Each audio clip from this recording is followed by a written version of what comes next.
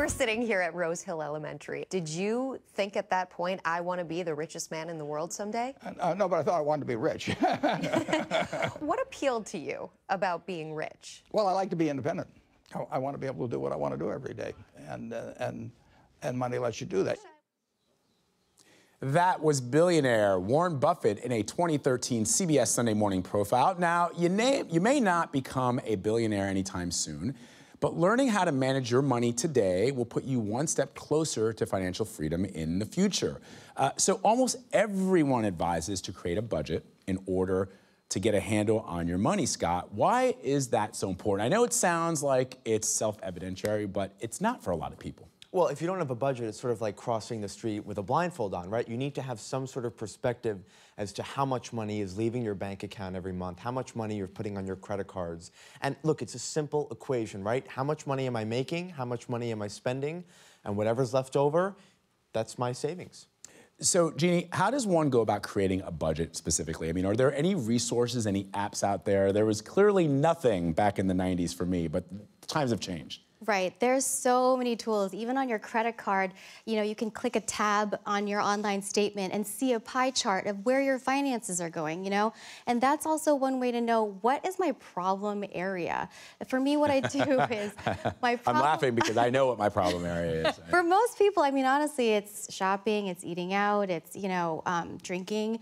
And for me, I put that...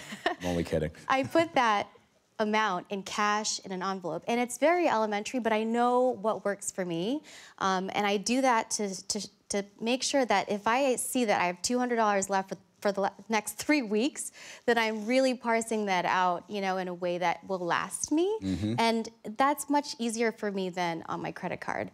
But for me, 50, 30, 20 is a rule that I have looked to. 50% of your income should be towards your necessities, 30% should be towards your wants, and you really have to think about that. What do I need versus what I want? And then 20% towards paying down savings and things like retirement and debt. Does living in New York City, I want to take into account that we are here in New York City. I wonder if that skews, because you need so much more money in this city to live, to pay rent. Forget the food and all the other things than you might in another part of the country. Same. I think it should be the same. Get creative, get roommates, live in parts of the city where people don't want to live.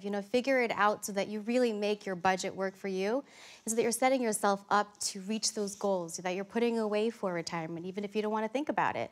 I mean, if you're putting away for that vacation that you probably can't take if you're paying 60% of your income towards your rent. Right. Marcus, you have an incredible story that's been documented in your book, and it's a good story for people to know because you faced these pitfalls and these challenges. First of all, talk me through the difficulties that you had when you first encountered this mountain of debt that you were under, and do you agree with this budgeting plan that Jeannie suggested? I do, but I think most people are going to have to crawl before they can walk, and I think that's the walking plan. So I'd say 80-20, which is 20% to savings, because you do need to be saving right out of the gates, especially coming out of school, and 80% do what you want. But once you rein that in, because I think when I talk to people and people call into the show and we do listener questions, they start gaming the system. So they say, oh, my house is a want, my car is a want. At the end of the day, there's 3 categories that on average take 70%.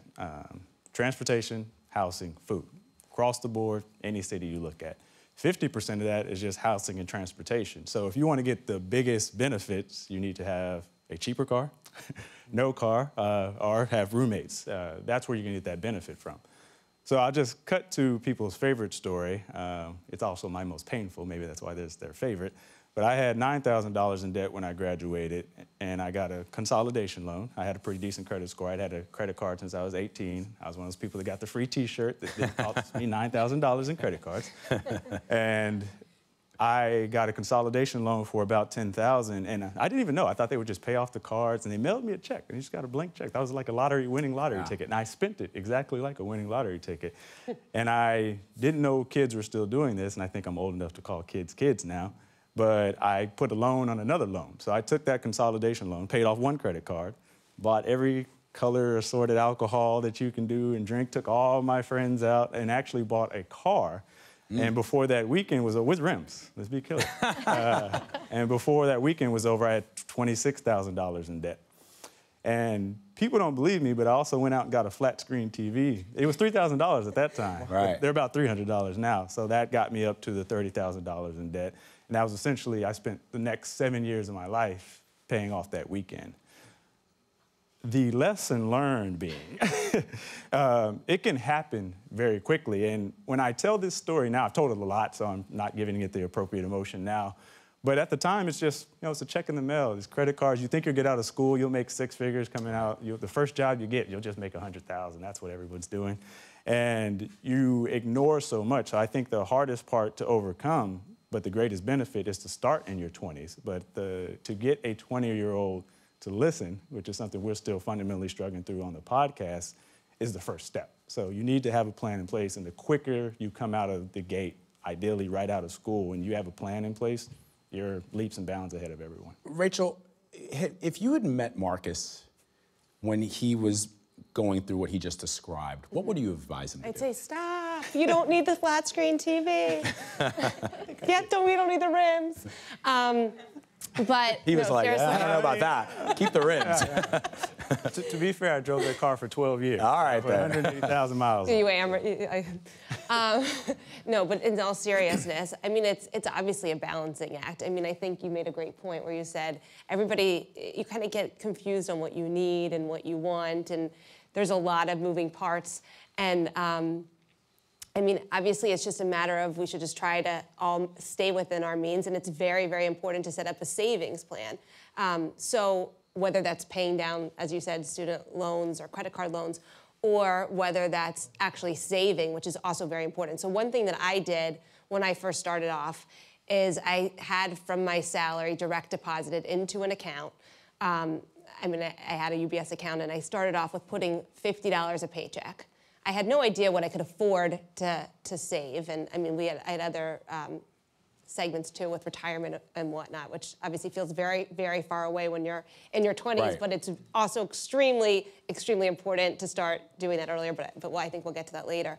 But the $50 a paycheck I had going in, and then that was there in savings, and it kept adding up. And then when I felt more comfortable, when I got a little bit older, I upped that.